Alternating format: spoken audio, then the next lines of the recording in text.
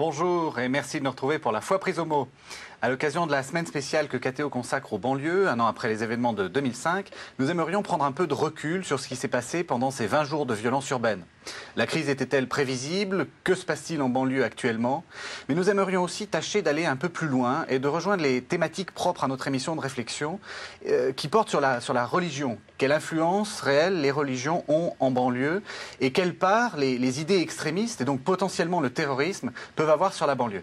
Alors, pour répondre à ces questions, j'ai invité Anne Giudicelli. Anne Giudicelli vient de faire paraître un livre aux éditions Jean-Paul Gavsevitch intitulé « Caïra, cette France qui a peur ». Mais elle est aussi experte indépendante pour toutes les questions de terrorisme dans une structure de conseil qu'elle a créée qui se nomme Terrorisque. Anne Giudicelli, bonjour. Bonjour. Alors, ce qu'il faut dire, c'est que votre livre, en réalité, a été écrit en partie il y a 15 ans. Donc vous êtes experte, vous êtes aussi journaliste. Est-ce que c'est pas un peu de l'actualité réchauffée, cette histoire? Pas du tout. D'ailleurs, les faits de l'année dernière le démontrent. Quand j'ai écrit ce livre il y a 15 ans, la situation était, je dirais, à peu près au même niveau que ce qui s'est passé, enfin ce que les événements ont révélé l'année dernière. Sauf que ce qui m'a frappé et qui m'a conduit à, je dirais, mettre à jour, réactualiser ce livre. Oui, c'est une refonte totale du livre. Voilà, c'est une mise à jour avec une valeur ajoutée par rapport à il y a 15 ans, qui est effectivement l'analyse de ce qui n'a pas été fait pendant 15 ans. Et ce pourquoi on arrive 15 ans plus tard à une situation telle que les événements de l'année dernière, en réalité. Donc vous voulez dire qu'en 15 ans, rien n'a été fait, rien n'a bougé? Alors, non seulement rien n'a été fait, mais je dirais la Caïra, donc c'est le nom qu'on donne à cette... le nom que eux-mêmes se donnent dans les cités, les jeunes entre eux, c'est Racaille en verlan, Caïra. Eh bien, cette Caïra a grandi. C'est qu'elle a 15 ans de plus. Et que, en l'occurrence, ceux qui, à l'époque des émeutes des années 90, 89, 90, 91, ceux-là ont aujourd'hui une trentaine d'années et ils ont des petits frères, des petites sœurs qui ont hérité du patrimoine, on va dire, d'une certaine façon, de ce que les grands frères ont fait. Alors on va revenir donc aux événements de 2005. Est-ce que vous pouvez nous dire comment ça a émergé cette histoire? Quel est l'élément déclencheur finalement? Finalement, quand on regarde, à chaque fois qu'il y a une situation de crise, d'émeute ou de violence dans ce type de site, donc les cités, eh bien, à l'origine, il y a toujours un déclencheur qui est très souvent, un accrochage. Si c'est pas pire qu'un accrochage, c'est-à-dire ça peut être même un meurtre, une bavure, ou en tout cas un conflit entre les forces de l'ordre, ceux qui représentent les forces de l'ordre, et la jeunesse de ces cités. Donc là, en l'occurrence, il y a eu les faits eux-mêmes à plat, on va dire. Il s'agit de jeunes qui ont été pourchassés par des policiers et qui, pour fuir la police, ont été obligés d'aller jusqu'à se cacher dans une espèce de petite centrale électrique qui était éminemment dangereuse, puisqu'interdit d'entrer, mais c'était le dernier recours pour eux pour pouvoir échapper à la police. Et en rentrant dans cet espace, eh bien, deux d'entre eux sont morts et un a été grièvement blessé.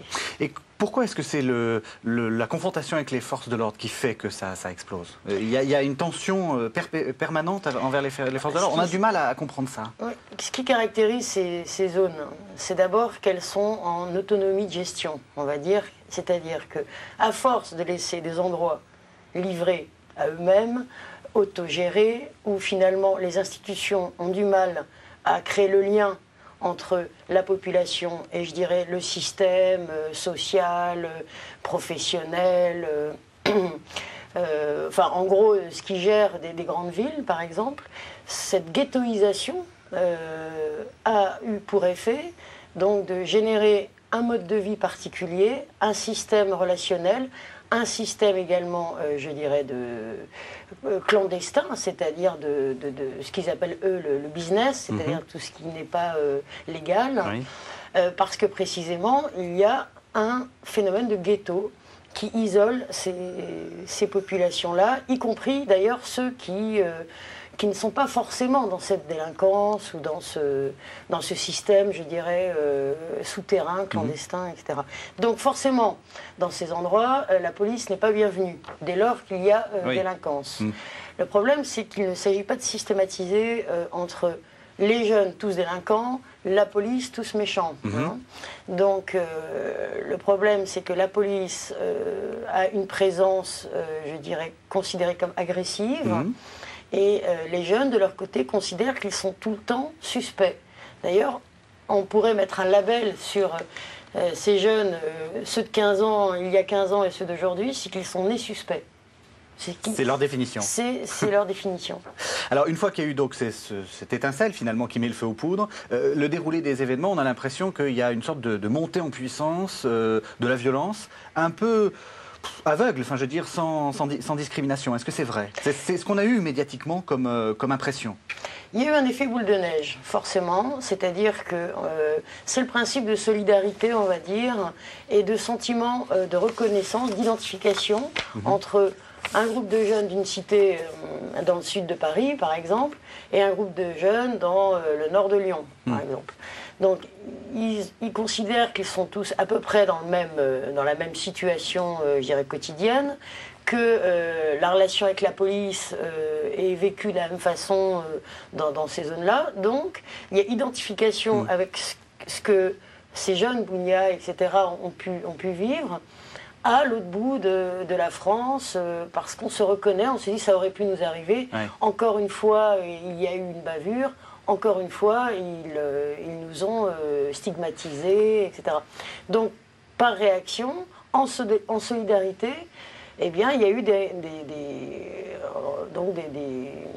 réactions un peu partout. On brûle les voitures, voilà. Alors, il y a eu aussi un phénomène non seulement d'identification par rapport à la cause de ceux qui sont morts dans cette affaire, et donc de la jeunesse de cette cité, de Clichy-sous-Bois, mais également il y a eu un effet miroir, c'est-à-dire que dès qu'il y a une occasion pour ces jeunes-là de pouvoir en profiter, on va dire, pour s'amuser un peu, j'exagère, mais je dirais simplement exprimer un petit peu ce qu'ils veulent dire, et aussi se faire plaisir en créant une situation de tension en leur faveur contre la police. Et aussi se faire voir à la télé.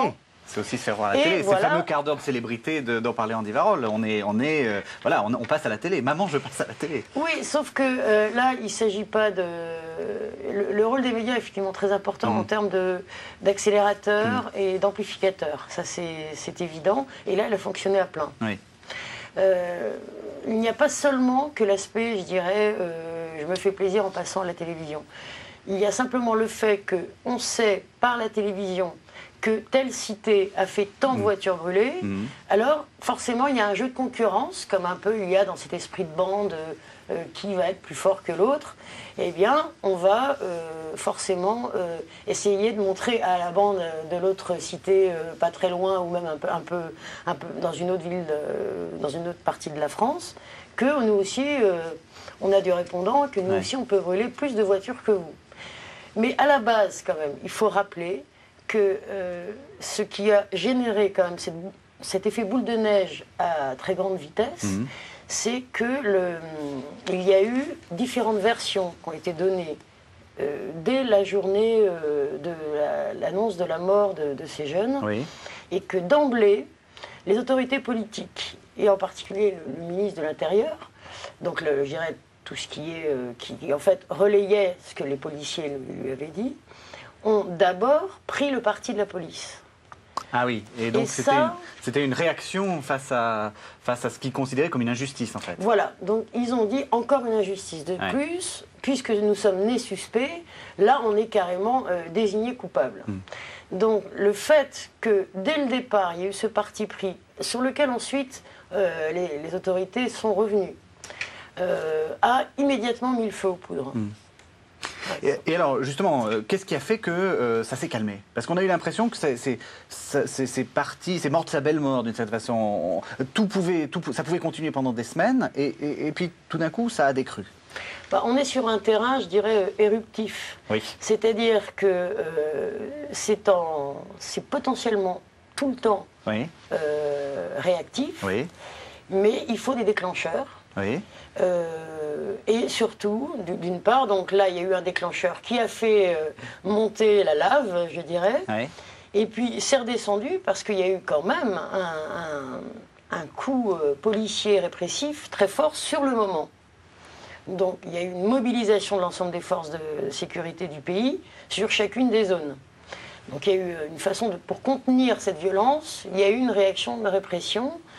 Et d'ailleurs, il a été décidé de ressortir de l'histoire le fameux couvre-feu. Alors, c'était adroit ou c'était maladroit, ça? Parce que, rappelons-le, hein, ce couvre-feu a été décidé pour les événements d'Algérie. Donc, voilà.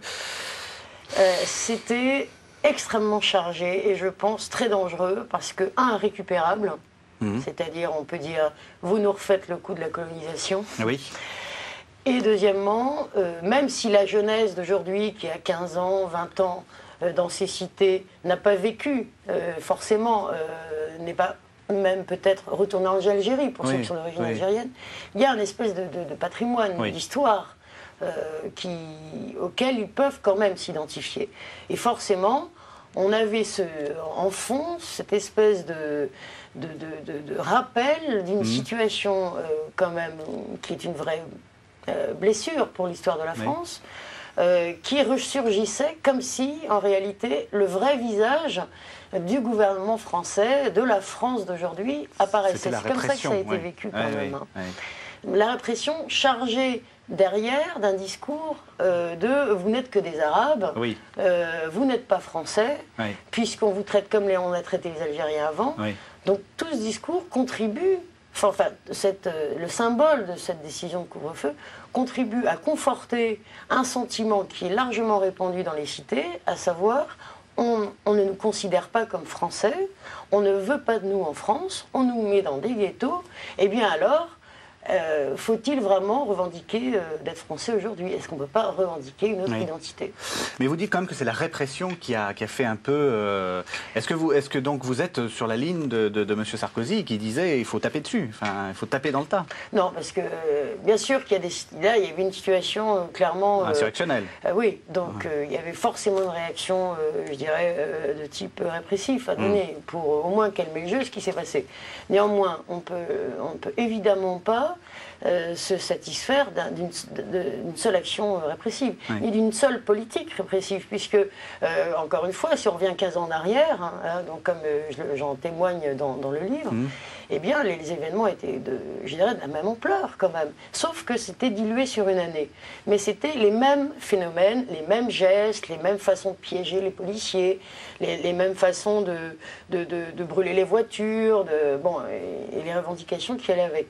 Donc cet ensemble, une politique répressive ne peut pas réduire à néant tous les problèmes, tout ce que ça a révélé comme problème, et surtout comme fossé entre une population française ghettoisée et puis, je dirais, des institutions qui n'emploient que la force, alors que la force nourrit la haine, qui nourrit la violence, etc., etc. Alors, on va essayer d'aller un peu plus loin dans les causes. Alors, je vous propose de regarder un petit encadré qui est une citation du président Mitterrand et qui date de 90. Et vous allez me dire ce que vous en pensez. En fait, le président dit « Que peut espérer un être jeune qui naît dans un quartier sans âme, qui vit dans un immeuble laid, entouré d'une sorte de concours de laideur ?» Enfin, on reconnaît la rhétorique du président Mitterrand. « Avec tout autour une société qui préfère détourner le regard et n'intervient que lorsqu'il faut se fâcher, interdire. La France, c'est chez eux. » Qu'est-ce que vous en pensez de ce que disait Mitterrand là? Il avait, en quelques mots, tout à fait bien décrit la situation qui perdure. Oui, parce que c'est 90, donc ça fait 15 ans, 16 ans. Donc, si vous voulez, cette citation atteste d'une tout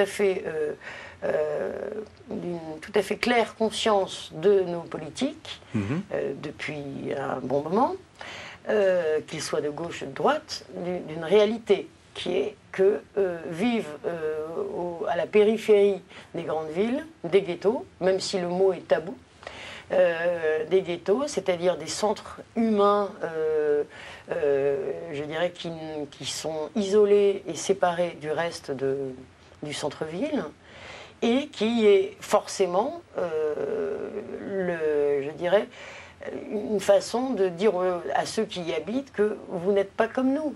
Vous n'êtes pas partie prenante de notre pays, puisqu'on vous relègue dans des ghettos.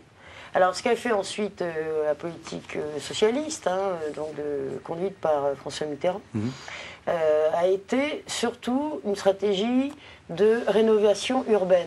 C'est effectivement pour ça qu'il parle de la laideur. Qu'il parle de la laideur, qui est effectivement importante. Oui, quand on vit dans des endroits... Ensemble. Voilà. Oui. C'était, je dirais, l'apparence qui révélait, je dirais, le fond. Oui. C'est-à-dire, si on a des immeubles laids, forcément, ce qui s'y passe et la façon dont les gens vivent n'est pas forcément belle. Oui, et ce qu'il disait est juste. C'est aussi la marque d'une France qui préfère détourner le regard. C'est-à-dire, on vous met dans des endroits vilains parce que finalement, on se fiche de la façon dont vous parlez, dont vous vivez. Oui, tout à fait. C'est-à-dire que le fait de détourner les regards, et c'est pour ça aussi que ça m'a conduit et m'a motivé pour réactualiser ce livre qui a été paru il y a 15 ans, c'est qu'il y a une vraie volonté de ne pas gérer ce problème. Pourquoi ? Parce que c'est d'abord un problème qui ne peut pas se régler le temps d'un septennat à l'époque et d'un quinquennat aujourd'hui. Donc politiquement, c'est pas rentable. D'une part. D'autre part, ça veut dire qu'il faut mettre en place des systèmes de réintégration des gens qu'on a finalement désintégrés, de les réintégrer, donc ce qui implique que d'abord l'ensemble de la nation soit d'accord pour ça. Donc il y a d'abord un risque politique, après il y a un vrai risque de division au sein de la France pour dire il y a ceux qui voudront, ceux qui ne voudront pas. Vous pensez que les gens... il faut les préparer, mais ils ne sont pas prêts à réintégrer. Ils sont bien contents de ce qui se passe. Ils sont contents d'avoir des gens parqués. Il n'y a pas d'autre mot. Je vous donne un exemple. Il y a beaucoup de mairies qui ne jouent pas le jeu du logement social. Oui, qui préfèrent payer très largement les indemnités. Oui. Donc ça veut dire quoi? C'est-à-dire qu'il incarne quand même le maire, je dirais, un sentiment qui fait partie de son électorat. Enfin, donc il représente une certaine tendance de la France. Bon. De même, combien de mairies ont refusé d'avoir, par exemple, des centres de prévention, vous savez, qui recueillent les mineurs qui ont fauté, qui sont donc condamnés à des peines. Voilà, donc il y a un problème, c'est que je pense que la France n'est pas encore préparée. C'est pas qu'elle n'est pas prête, c'est qu'elle n'est pas préparée à ça, parce que les institutions politiques, les élus, ne jouent pas forcément le jeu, et c'est là le problème. Parce que les élus ne jouent pas le jeu parce qu'il y a des enjeux politiques, encore une fois, parce que ça coûte de l'argent aussi de mettre en place tout ça. Oui, c'est pas rentable. C'est pas rentable en termes politiques, ni en termes économiques. Parce que chacun va y aller de sa poche. Le contribuable va devoir participer à cet effort national. Et est-ce qu'on est tous d'accord pour le faire? En tout cas, on ne nous prépare pas à faire ce choix-là. Alors, ce qui est frappant et que vous montrez bien dans votre livre, c'est que vous parlez de ghettoisation. Dans les années 90, donc au moment où vous avez écrit la première version de ce livre, les jeunes des banlieues arrivaient dans le cœur des cités, en particulier à Paris, autour de Châtelet-Léal. Maintenant, on les voit plus. Qu'est-ce qui s'est passé? On les a chassés ou c'est eux-mêmes qui ne se sentent plus à l'aise dans le cœur des centres-villes?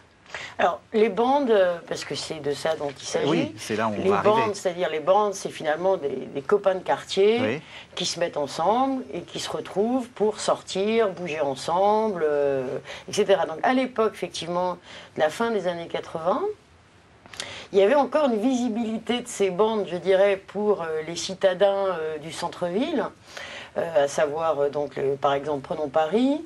À travers tout le circuit des RER, les jeunes qui se reconnaissaient des différentes cités parce qu'ils allaient dans les mêmes boîtes, dans les mêmes soirées, etc., se retrouvaient sur des points centraux de sortie de RER, comme la gare du Nord, comme les Halles, etc.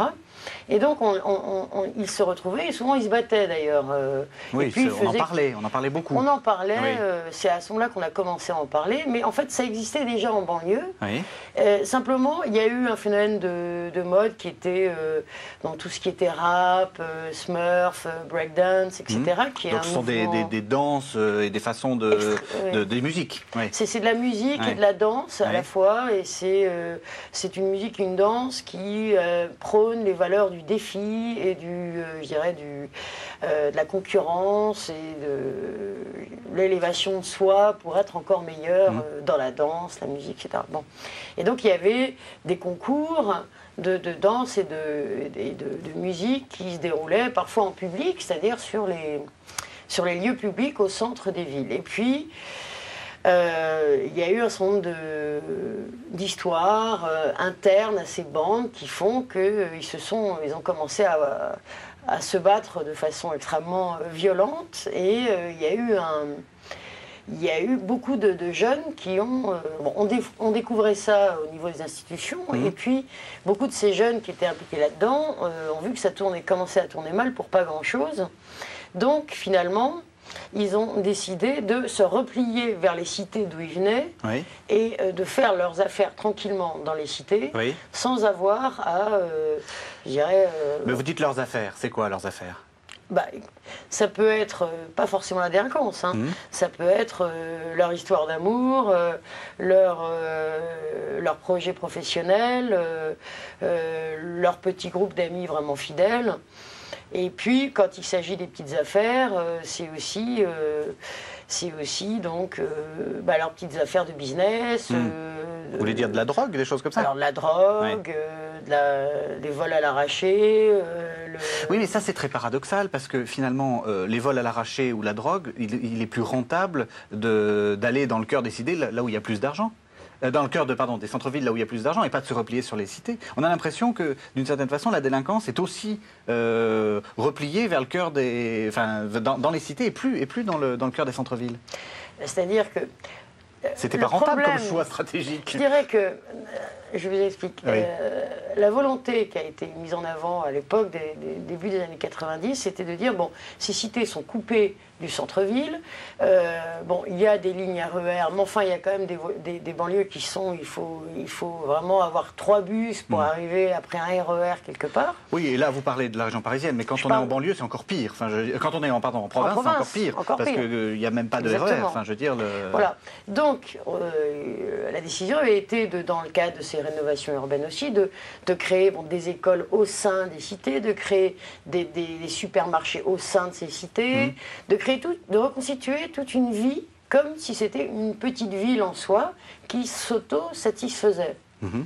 Donc, compte tenu que c'était de plus en plus risqué d'aller faire des affaires dans le centre-ville et que sur place, il y a des magasins qui s'ouvraient, il y avait une dynamique économique quand même qui existait, autant frapper à côté ou dans la cité d'à côté, puisque de toute façon, le vigile qui tient l'entrée, qui sécurise ce magasin-là, c'est quelqu'un que je connais, ou c'est quelqu'un qui sait que s'il ne me laisse pas rentrer ou s'il me fait quelque chose de pas bien, il y aura la bande d'à côté qui ira lui faire sa leçon. D'accord. Alors justement, sur ce phénomène de bande, la question qu'on se pose, c'est est-ce qu'elles sont aussi organisées et est-ce qu'elles sont aussi nuisibles, aussi dangereuses? Alors je vais vous proposer de réagir à une phrase que vous n'avez pas, c'est un peu la surprise qu'on n'avait pas préparée. C'est une phrase du ministre de l'Intérieur, Nicolas Sarkozy, au moment de la crise des banlieues. Donc Monsieur Sarkozy disait...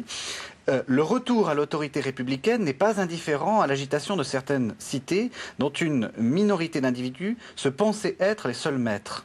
Et l'enjeu est considérable, car si ce n'est pas l'ordre de la République qui règne dans ces quartiers, ce sera celui des bandes ou des extrémistes.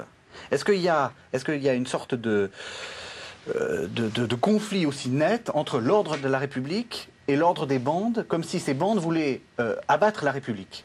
Ou si, simplement, ce qu'elles veulent, c'est avoir leur propre intérêt, et finalement, la République ne les intéresse pas vraiment. Non. Il y a une dramatisation, hein. Non, mais d'abord, c'est une interprétation d'une situation faite par le premier policier de France, et ministre de l'Intérieur. C'est-à-dire qu'il a une vision sécuritaire. Pour lui, les banlieues, c'est où... De toute façon, dans tous les cas, c'est condamnable. Donc il y a ou des bandes ou des extrémistes.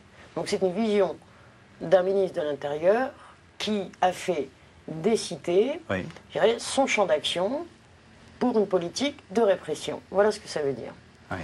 Ensuite, si on prend en soi les désignations qu'il fait, il y a des bandes, il y a je dirais, des violents radicaux, effectivement.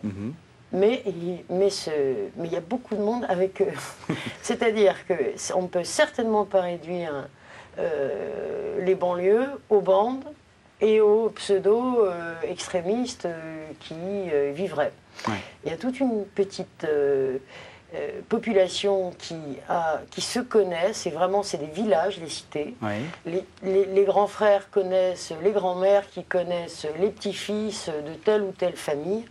C'est un petit monde clos et on ne peut pas diviser ce que fait un jeune qui est dans une bande avec une famille qui pointe au chômage, une autre qui se lève à 5 h du matin parce qu'ils doivent aller travailler à l'autre bout de la banlieue, de l'autre côté de la grande ville.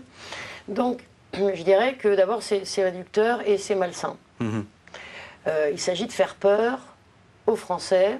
Là, en l'occurrence, aux députés pour qu'ils valident la politique. Donc il y a clairement une intention en voulant résumer. C'est normal, c'est son rôle aussi, en tant que ministre de l'Intérieur, que l'Assemblée lui vote le plus de crédit possible et le plus de pouvoir possible. Certes, mais un ministre de l'Intérieur sait qu'une politique exclusivement répressive ne fonctionne que elle contient aussi un volet préventif. Donc là, c'est un choix de politique. C'est-à-dire, je prône la politique de la répression puisque ce sur quoi je veux travailler est de toute façon ingérable. Alors, ça c'est le premier point. Deuxième point, quand il dit l'ordre de la République ou l'ordre des banlieues et des extrémistes, il y a un autre ordre, effectivement, dans ces cités, qui n'est pas un ordre qui n'est pas républicain, qui n'est pas seulement un ordre bande, ni un ordre extrémisme, etc. Il y a, comme je le disais tout à l'heure, un système de liens sociaux entre les gens qui est particulier parce qu'ils sont tous dans la même situation, avec des vécus différents. Il y a une promiscuité, il y a une absence de tout anonymat. Donc forcément, la gestion, je dirais, il y a un maximum de pauvreté concentrée, il y a tous les cas sociaux possibles qui sont en banlieue. Donc c'est ça qui est aussi à souligner. Il aurait dû dire, soit c'est d'abord... L'ordre républicain est censé être partout, d'accord? Donc, il y a effectivement des bandes. Il y en a à Paris aussi, il y en a dans les grandes villes, il n'y a pas besoin d'aller forcément en banlieue. Il y a des bandes aussi il y a des clans politiques. Et puis il y a même des bandes de centre-ville en province. Hein.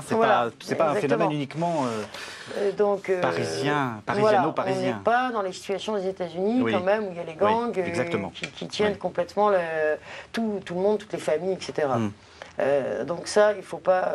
c'est un instrument, c'est un outil de politique, ces propos-là.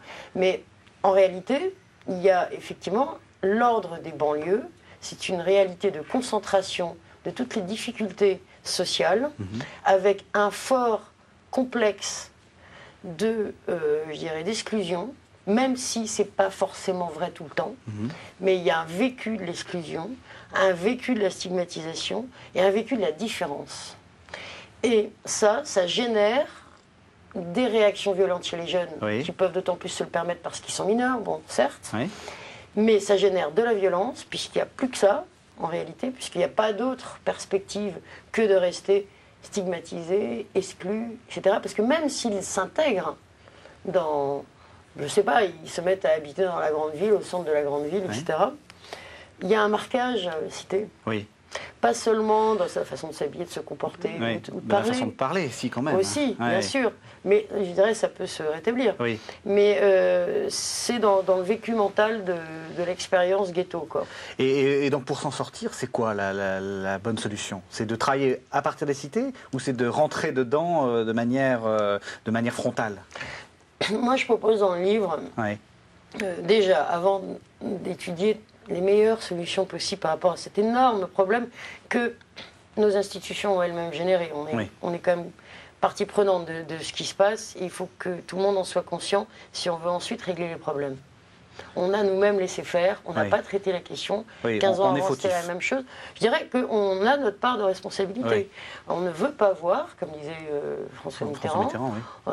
et on veut s'en débarrasser, comme dit aujourd'hui Nicolas Sarkozy. Oui, oui, non, mais c'est la même. C'est la même logique. C'est la même logique, absolument. Donc, je pense que là, on va arriver à une situation où on est déjà à peu près dedans, où il y a une réelle cassure entre une population dite française de souche, utilisons les mots, et une population ghettoisée qu'on dit, qui est française, dans la plupart, enfin, qui est majoritairement française, mais à qui on ne veut pas attribuer cette identité française.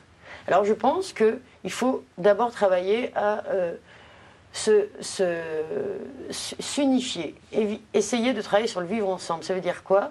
Ça veut dire qu'il faut qu'on s'interroge sur c'est quoi être français, qu'est-ce que la France d'aujourd'hui? Qu'on assume le fait qu'aujourd'hui, eh bien, on peut être français et pas forcément blanc, et pas forcément privé de culture venant d'un patrimoine familial antérieur, etc. Et que être français, c'est être riche de tout ça. Et pour pas que ça soit imposé aux Français, il faut qu'il y ait, à mon avis, une catharsis un peu... purification. Une purification, exactement, qui soit quand même bien faite et qui soit étudiée. Et je propose dans le livre, effectivement, de créer des groupes de travail qui soient représentatifs au plan national. Donc, des groupes de travail qui œuvreraient comme ça pendant 1 an sur des groupes qui seraient mixtes, constitués de différentes représentations de la société française d'aujourd'hui et qui aborderaient les sujets qui fâchent, on va dire. Chacun, dans chaque région de France, y compris en banlieue, y compris dans le nord, le sud, etc., pour mettre à plat l'ensemble de ce qui divise les Français entre eux. Et faire le plus objectivement ce travail. Et à la fin de ce travail, arriver à un certain nombre de conclusions qui devront être contraignantes pour le gouvernement en place à ce moment-là. Ça devra être géré par les institutions de la France, fait par des gens extérieurs aux institutions, mais qu'au final, tout ça servirait à une espèce d'audit de la France, dont les résultats seront soumis et imposés au gouvernement pour qu'il les prenne en compte et les intègre dans sa politique intérieure, sa politique sociale, sa politique économique, sa politique extérieure aussi. Et voilà, c'est un peu ce que je propose. Alors maintenant, j'aimerais en venir à la deuxième partie de l'émission qui parle plus de religion. Puisqu'il y a eu, la question qu'on se pose, c'est est-ce qu'il y a des extrémistes? Nicolas Sarkozy le disait, enfin, ça fait partie ou des fantasmes ou des réalités, on va en parler. Alors, pour introduire ça, je vous propose de visionner des images que vous nous avez amenées, qui sont des images donc, de votre société d'analyse terroriste, qui reprennent en fait les images de banlieue. Donc on va regarder et vous allez nous commenter ce qu'on est en train de voir. D'accord.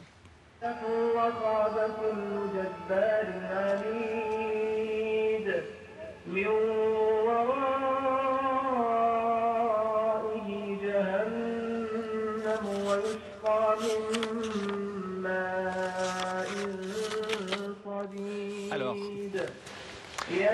qu'est-ce que nous voyons là? Alors ça, c'est un document qui est sorti, les émeutes n'étaient pas encore finies de leurs 20 jours d'explosion, donc. Et en fait, ce qui est indiqué, c'est écrit en arabe, le nouvel enfer pour la France. Et ce sont donc des images des émeutes, on les reconnaît, mais habillées avec, l'habillage est typiquement celui qu'utilisent les groupes extrémistes, je dirais, internationalistes qui vivent pas forcément en France. Donc Al-Qaïda, on peut dire ça comme ça? Je dirais qu'ils s'inspirent de cette vision extrémiste d'Al-Qaïda. Et c'est une façon de labelliser ici, de dire, regardez, ce qui se passe aujourd'hui, donc à l'époque, l'année dernière, dans les cités françaises, c'est une attaque contre les musulmans. Donc ils considèrent que la police, qui est ici visible dans les images qui sont réelles, viennent taper de l'arabe et du musulman. Et donc, oui, et on voit bien d'ailleurs que prendre des images. Enfin, nous, on connaît ces quartiers-là. On voit ce qui se passe. Là, on voit que ce sont des policiers et on reconnaît des sirènes bleues, mais on voit que on se sent pas en situation de guerre. Mais depuis Bagdad ou depuis le monde arabe, on a l'impression qu'on est en état d'insurrection et que c'est les chars qui en fait vont débarquer dans les cités. Ben, je dirais que de la même façon que les médias ont tendance à focaliser sur un certain aspect, de la même façon, cette mouvance-là travaille à ses intérêts et a trouvé que les émeutes en France étaient une bonne opportunité pour faire valoir leur discours qui est la démocratie est un leurre, la démocratie est en fait une couverture qui sert à assassiner l'islam et à l'éliminer de la terre. Mmh. Et donc là, eh bien, effectivement, il n'y a aucun commentaire. Ce qu'on entend, c'est quoi? C'est la lecture du Coran, oui. Classique. Et donc, effectivement, vu qu'il n'y a aucun commentaire, les images sont censées parler à elles seules. Oui. Et de fait, bon, à quelles images ça nous rappelle? Ça nous rappelle la guerre en Irak, oui, absolument. Ça nous rappelle également ce qui peut se passer en Afghanistan, tout ce qui est guérilla. Et donc, dans le mental, effectivement, des non-français qui vivraient dans la région arabe et musulmane et qui sont, je dirais, dans cette mouvance, dans cette idéologie-là, pour eux, il n'y a pas de souci. Mais alors, est-ce qu'on peut faire cette équation, parce qu'il la pose, que finalement, banlieue égale islam? Alors, évidemment, non. Ça, c'est évident. Là, on a affaire à la récupération à visée, je dirais, de recrutement et de légitimation. Mais non, évidemment qu'on ne peut pas résumer les cités françaises à l'islam. Oui. Je me rappelle d'un jeune, on voyait un jeune qui disait « Oui, mais moi je m'appelle pas Rachid, je m'appelle que Luc. Et dites-le bien, je suis pas arabe. » Il y a des gens qui refusent cette assimilation. C'est très difficile de généraliser, mais il y a quand même plusieurs, je dirais, fonctionnements. Oui. Il y a celui qui s'appelle Khaled, oui. par exemple, et qui se fera appeler Khaled, oui. qui francise. Oui. Celui qui s'appelle Khaled et qui se fera appeler Luc, oui. parce qu'il n'assume pas. Oui. Je connais beaucoup de jeunes qui viennent des cités, qui quand ils envoient des CV, ils mettent des prénoms oui. bien français. Oui. Et malheureusement, ils ont raison. Enfin, je veux dire, d'un point de vue strictement, parce que le racisme existe, il ne faut pas le cacher. En même temps, je pense que de la façon qu'on peut dire que certains politiques ne jouent pas le jeu, je comprends que pour eux, c'est un petit peu lourd d'assumer ça, mais c'est important qu'ils puissent eux-mêmes se construire leur propre identité à partir de ce qu'ils sont et pas à partir de l'image qu'on leur renvoie d'eux-mêmes. C'est ça le... Donc, là, en l'occurrence... l'islam est devenu pour certains un recours identitaire. Oui. C'est-à-dire que quand je me rends compte, quand mon grand frère de 90, quand mon plus grand frère encore, qui est presque mon père, oui. Militait pour touche pas à mon pote, etc., qui était dans les début des années 80. Oui, 85, 86. Voilà. Il y avait une mobilisation où on pensait l'intégration possible, on pensait que le problème était juste une phase, il fallait juste parler, se montrer et montrer sa bonne volonté d'intégration. C'était la première phase. Oui. Cette phase a été récupérée politiquement par la gauche et en gros la base s'est complètement désunie des leaders de ce mouvement qui en fait ont fait des carrières politiques. Ensuite, il y a eu les années donc fin 80, début 90 où là il y a eu le début vraiment des émeutes, même si ça a commencé un petit peu avant, hein. Mais là il y aurait des émeutes à grande ampleur, réparties sur le territoire, etc. Où là c'était le discours, bon là on s'exprime, on dit qu'on n'en peut plus. Donc on en est à la violence, mais on pense que derrière, ça va changer encore. Oui. Là, 2005, c'est non seulement l'intégration, on n'en veut pas, on n'y croit pas, mais on n'en veut pas, mais la violence, non seulement, elle ne sert à rien parce que c'est encore pire, parce qu'après on va se retrouver sans rien, etc. Oui. Donc si je la fais, je joue contre moi-même et ça va être encore pire qu'avant. Donc le dernier recours qui me reste, c'est pour les aînés de ceux qui ont notamment milité, enfin qui ont milité, qui ont fait des émeutes en 90, Oui. ils se sont dit, moi je déconseille à mes petits frères de le faire, même s'ils le font aujourd'hui, parce qu'ils sont jeunes, ils sont mineurs, ils peuvent encore le faire. Mais moi qui ai maintenant 30 ans, je considère qu'il n'y a plus de solution, que je ne peux plus revendiquer d'être français, je ne peux plus revendiquer d'être intégré, parce qu'on ne veut pas de moi. Oui. Donc, je vais revendiquer d'être musulman. Et est-ce que je vais revendiquer d'être musulman terroriste? Parce que n'oublions pas que vous êtes aussi spécialiste de terrorisme. Est-ce que vous pouvez dire que les banlieues, c'est un repère de terroristes? Certainement pas. J'espère, parce qu'il y a beaucoup de gens qui vivent en banlieue et qui sont horrifiés par ce genre d'assimilation. Oui, complètement. Pour revenir à la gestion et la couverture médiatique et les propos politiques tenus à l'occasion des émeutes de 2005. Bon, à l'époque de 90, c'est peut-être là le changement. Il y avait deux changements par rapport à 90. Un, c'est que là, le monde nous regardait. Donc BBC, CNN, les médias arabes, les médias américains, etc. Donc on est obligé de rendre des comptes au monde. Non, ça c'est la première.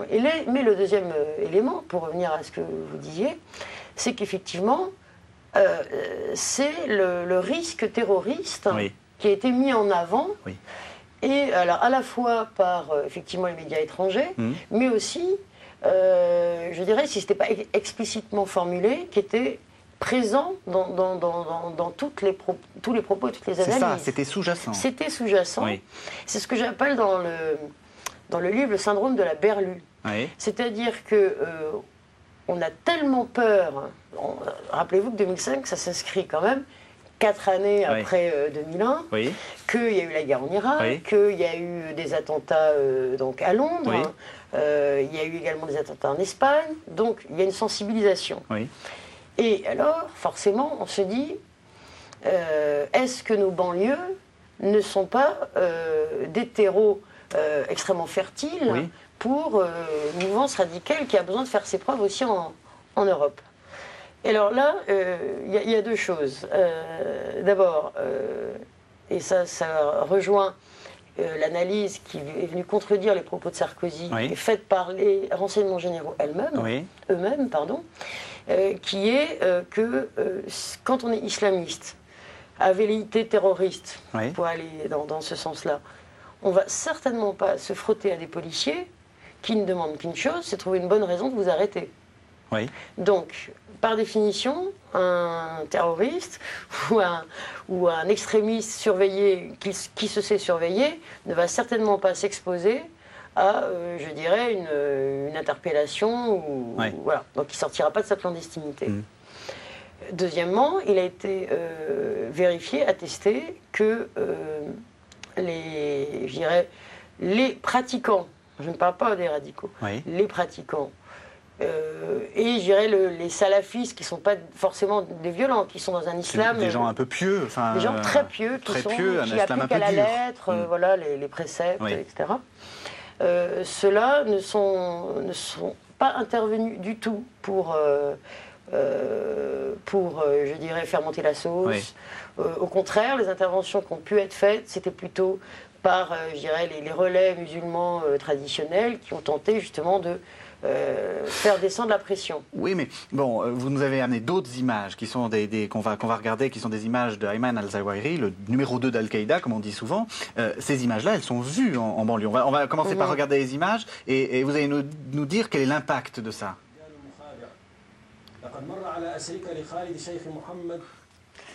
Quand on voit ça... Alors en fait, oui, c'est un document qui est sorti tout récemment, donc fin septembre. Alors, Ayman Zawahiri, dans ce document, si vous voulez, il fait son discours, sa rhétorique habituelle sur les croisés, donc la lutte contre les Américains, qui est une lutte sainte, le djihad, etc.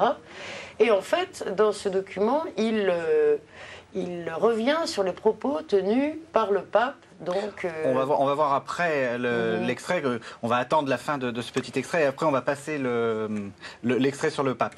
Voilà, donc ça, ce type de document circule, si vous voulez, sur des forums islamistes clandestins qui sont difficiles auxquels il est difficile d'accéder parce qu'ils sont dans un système d'intraçabilité parce que clandestin et que circule sur ces forums donc tout ce que nos pays cherchent à éliminer évidemment et les membres de ces forums en général sont cybertraqués, c'est-à-dire qu'on essaye de les empêcher et de faire tomber ces forums-là. Donc c'est là-dessus qu'on se connecte quand on veut avoir les dernières informations de ce qui se passe dans cette idéologie.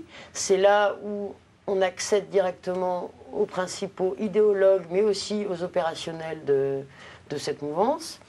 Et que des contacts aussi peuvent tout à fait être pris dans ce cadre-là pour voir plus si affinité. Quoi, voilà. Donc c'est des images qu'on voit.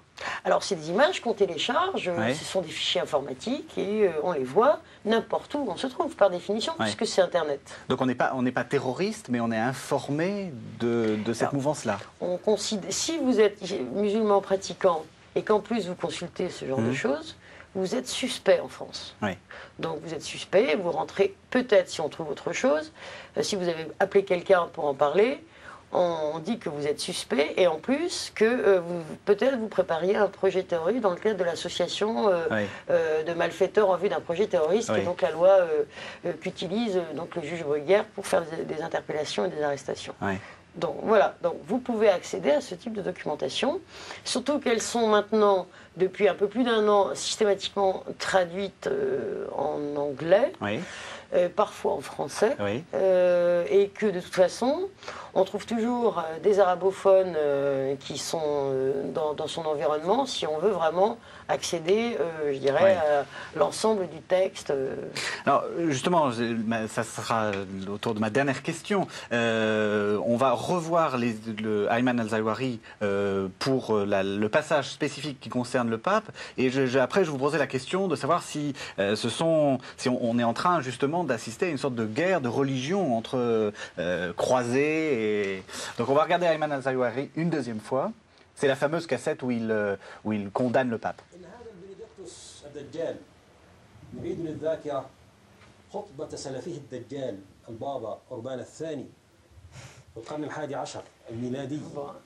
C'est un discours qui est qui dure une dizaine de minutes, dans lequel il refait l'histoire. En général, il s'appuie sur l'histoire pour justifier d'une sorte de fatwa en réalité, puisqu'il s'agit de donner un avis sur et qu'il a la légitimité pour le faire puisqu'il est cher et donc il a autorité religieuse.